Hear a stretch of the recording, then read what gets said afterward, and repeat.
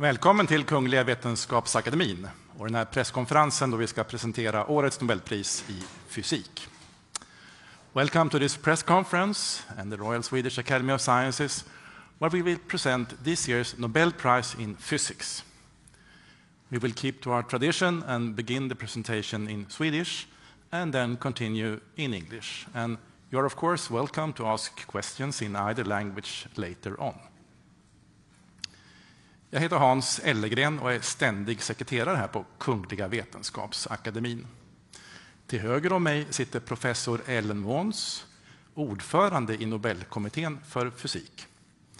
Och till vänster sitter professor Anders Irbäck, ledamot av Nobelkommittén för fysik och expert inom ämnesområdet. My name is Hans Ellegren. I'm the Secretary General of the Royal Swedish Academy of Sciences. And to my right is Professor Lernens, chair of the Nobel Committee for Physics. And to my left is Professor Anders Irbäck, member of the Nobel Committee in Physics and expert in this field. Årets pris handlar om maskiner som lär sig. This year's prize is about machines that learn.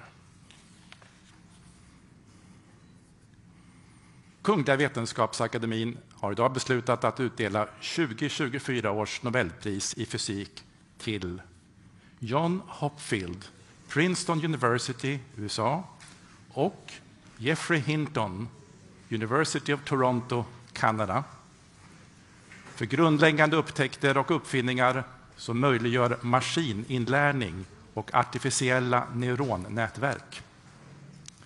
The Royal Swedish Academy of Sciences has today decided to award the 2024 Nobel Prize in Physics to John Hopfield, Princeton University, USA, and Geoffrey Hinton, University of Toronto, Canada, for foundational discoveries and inventions that enable machine learning with artificial neural networks. Professor Lernens will now give us a short summary of the prize. Please. Thank you. Learning is a fascinating ability of the human brain. We can recognize images and speech and associate them with memories and past experiences. Billions of neurons wired together give us unique cognitive abilities. Artificial neural networks are inspired by this network of neurons in our brains. This year's laureates for the Nobel Prize in Physics, John Hopfield and Geoffrey Hinton, used fundamental concepts from statistical physics to design artificial neural networks that function as associative memories and find patterns in large data sets. These artificial neural networks have been used to advance research across physics topics as diverse as particle physics, material science, and astrophysics. They have also become part of our daily lives, for instance in facial recognition and language translation. The laureates' discoveries and inventions form the building blocks of machine learning that can aid humans in making faster and more reliable decisions, for instance, when diagnosing medical conditions. However, while machine learning has enormous benefits, its rapid development has also raised concerns about our future. Collectively, humans carry the responsibility for using this new technology in a safe and ethical way for the greatest benefit of humankind. Thank you. Professor Irbäck, are you ready to give a more detailed presentation? Thank you. Please.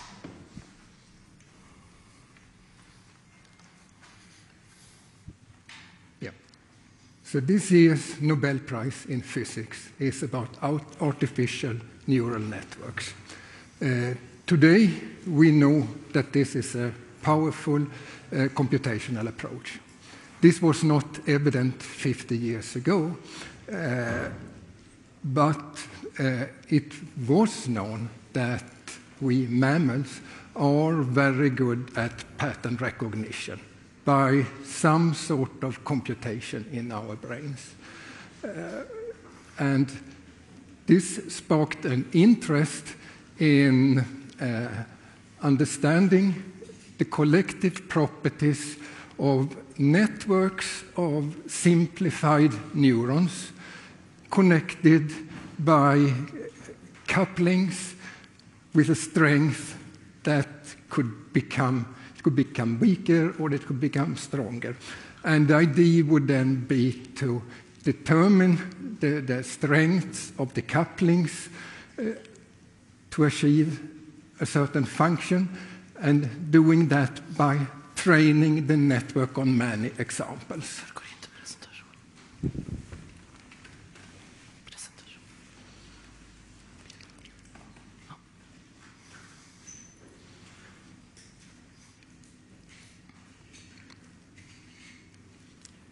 A breakthrough came in 1982 when John Hopfield presented a dynamical network which could store and retrieve memories, and associative memories.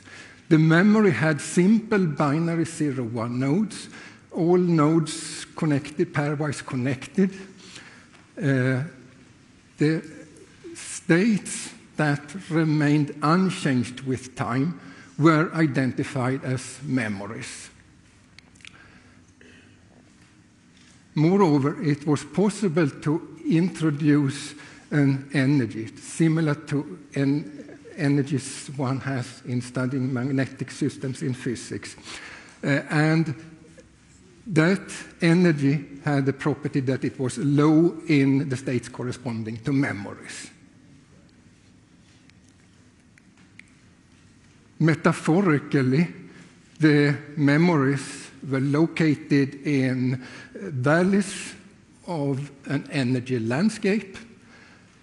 When starting from a distorted pattern with then a higher energy, it would slide down, the network would slide down in energy to a nearby valley. And by this process, the distorted pattern could be corrected.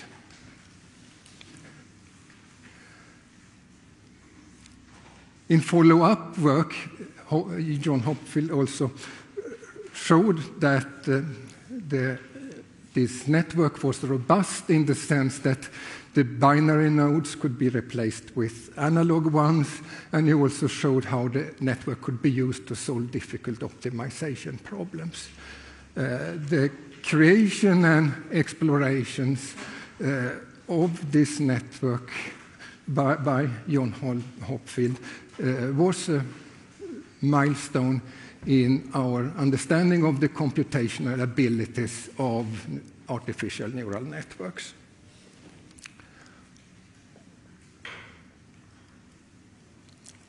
Another important discovery came soon afterwards by Geoffrey Hinton and Terence Sejnowski. They created a stochastic version of the Hopfield network based on statistical physics and called the Boltzmann machine. So here the focus is on statistical distributions of patterns rather than individual patterns. It is a generative model. Once trained, it can be used to generate new instances from the learned distribution.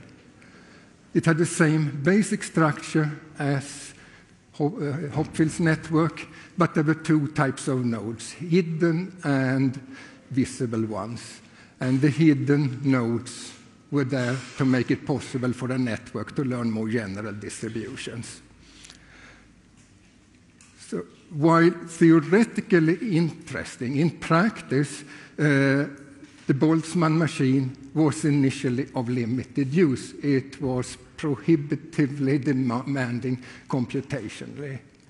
However, a version with fewer couplings called the restricted Boltzmann machine developed into a versatile tool, and I will soon mention it again.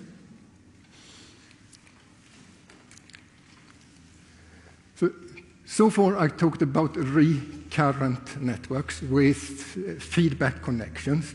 Many of today's deep learning methods involve feed-forward networks, where information flow from an input layer to an output layer via hidden layers. In the 1980s, Hinton showed how such a network with hidden layers could be trained, and in that process, he also elucidated the important function of hidden layers. Then in the 1990s, there were applications of multi-layer networks, successful applications, for example, for the classification of handwritten digits. But the networks that one could train had relatively few couplings between consecutive layers. It remained a challenge to train more general deep structures with high connectivity between the layers. And here, and in fact, many gave up, but Hinton did not. And Hinton overcame this barrier by using this restricted Boltzmann machine. He used it to pre-train deep structures, and by this method, he succeeded in implementing examples of deep and dense structures, which was a breakthrough toward deep learning.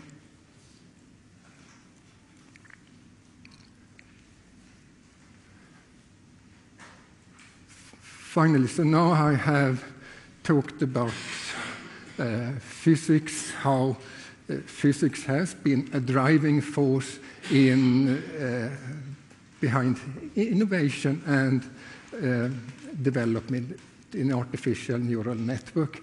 It's also interesting to see how physics as a research field is benefiting from these methods.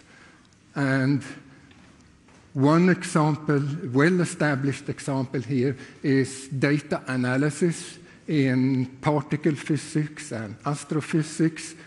An increasingly important application is in modeling materials.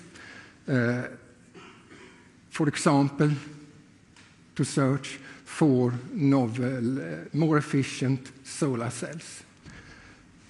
Yet another example is in explicit physics-based climate modeling to enable higher resolution.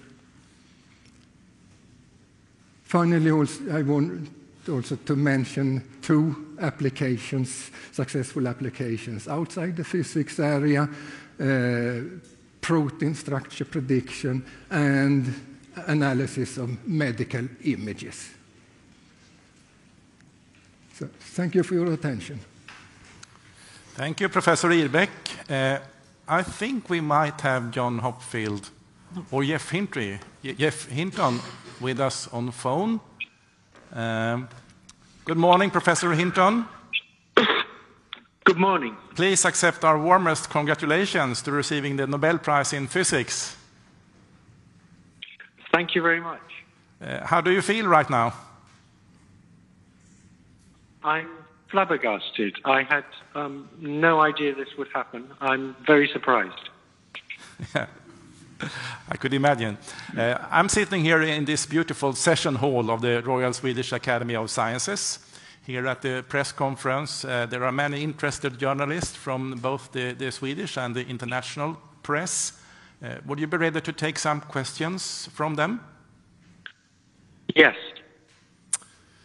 Yes, please. Sveriges Television.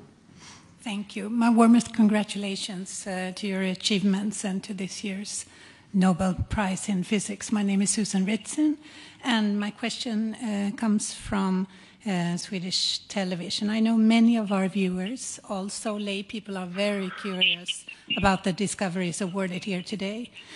I wonder, do you remember when you realized your breakthrough awarded today, if you can bring us back in time briefly?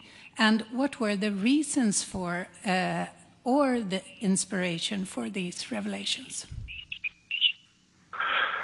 So I remember a couple of occasions with two of my mentors. So I have an enormous debt to David Rumelhart and Terry Sinofsky. With David Rumelhart, we rediscovered the backpropagation algorithm, and that was in the beginning of 1982. And with Terry Sinofsky, Terry and I discovered a learning algorithm for Hopfield nets that had hidden units. And I remember very well going to a meeting in Rochester where John Hopfield talked, and I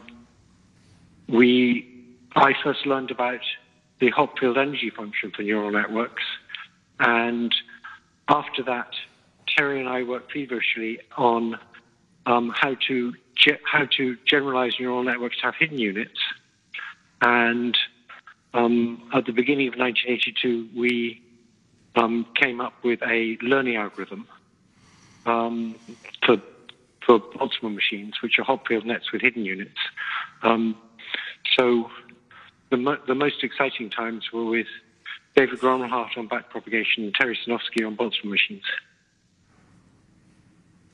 Thank you. Okay. More questions? First here. Hello, Bogomir Radajewski from the Polish television.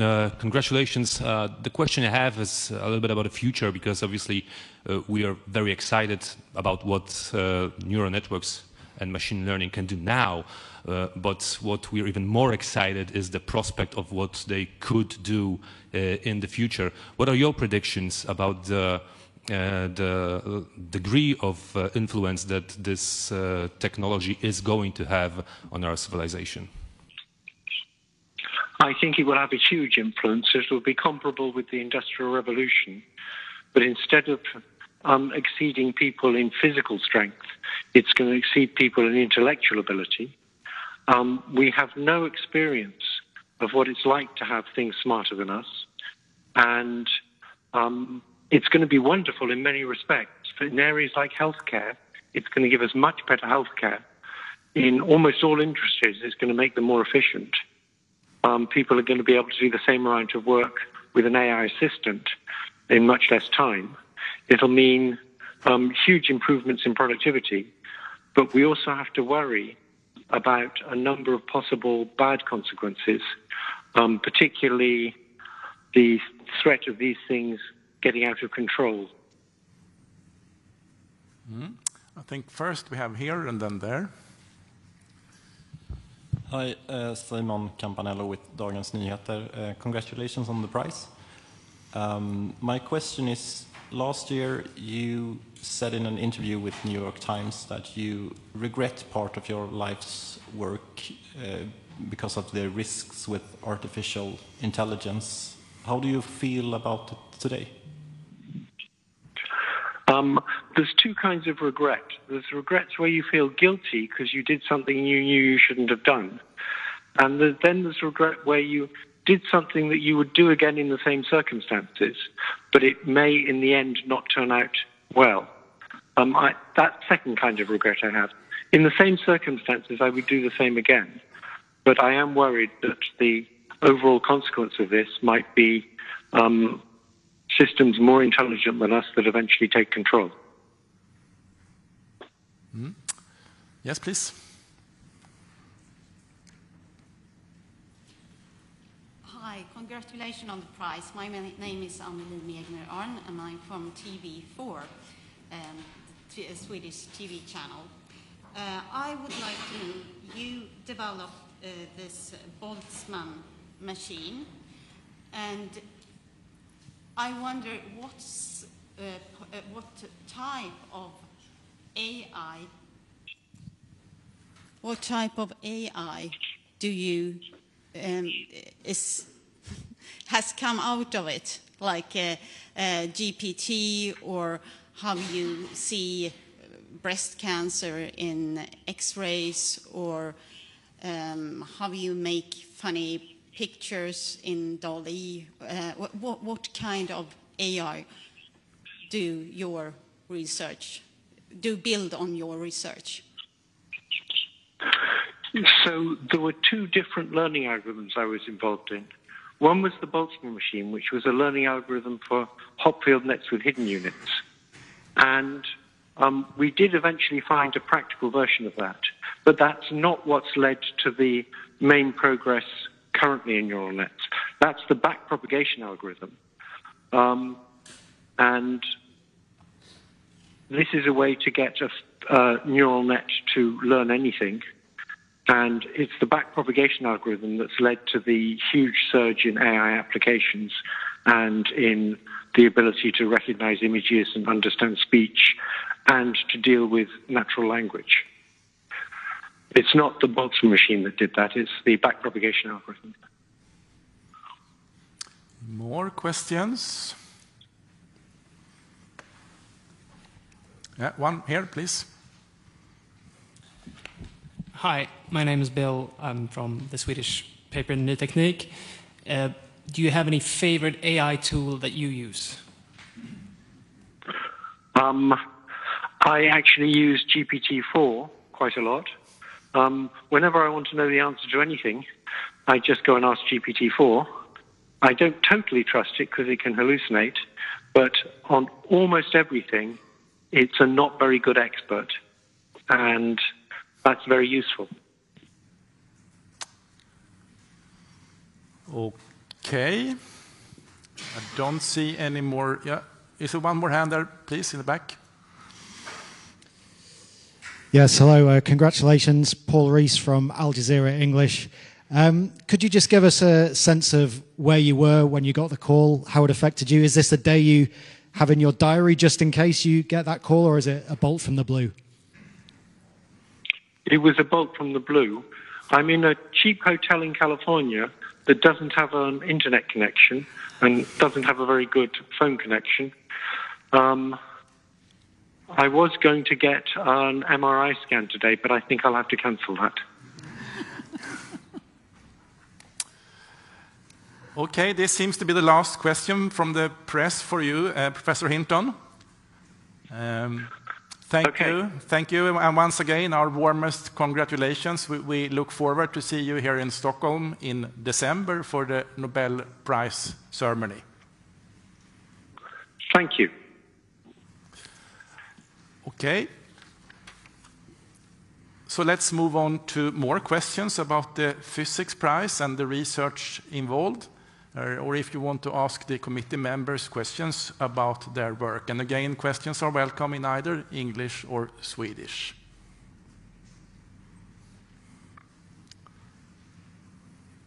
Please.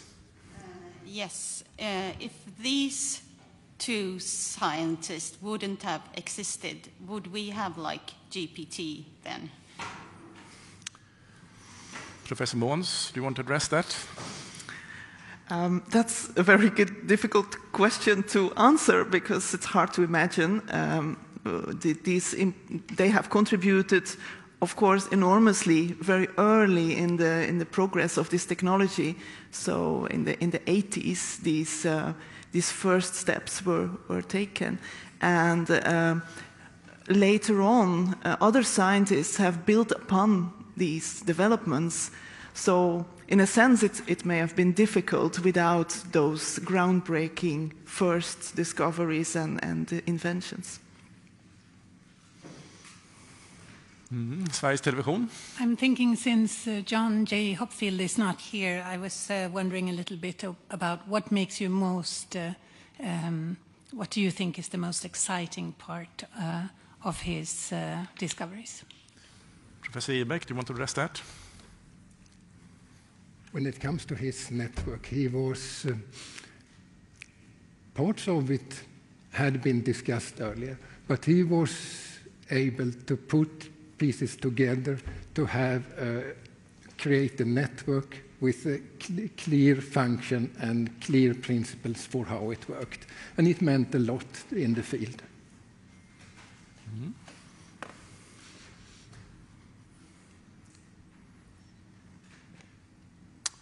Yeah. One more question here. Oh, sorry. Yes, I also wonder about the worries that Geoffrey E. Hinton expressed. What are your worries about this technology?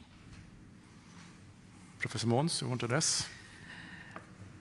Well, these type of worries are expressed a lot and discussed in the scientific community, and I think it is very good that they are discussed, and it comes. It contributes to the knowledge about machine learning in the society. I think it's important that as many people as possible learn about the mechanisms of machine learning so that it's not just in the hands of a few individuals. So I think, of course, Professor Hinton is one of many who express their views on this, and yeah, I think that's very good. Yeah. Maybe I can add there that there are, of course, many discoveries and inventions over the time that has been potentially possible to misuse, but it's sort of a common responsibility for a society to have regulations to avoid that to happen. And I think that would apply too when it comes to artificial intelligence.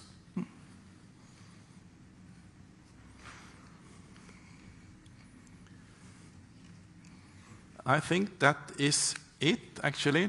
Time is running out. Thank you for your interest in participating in this press conference. We hope to see you again here tomorrow when we will present the Nobel Prize in Chemistry. So, thank you.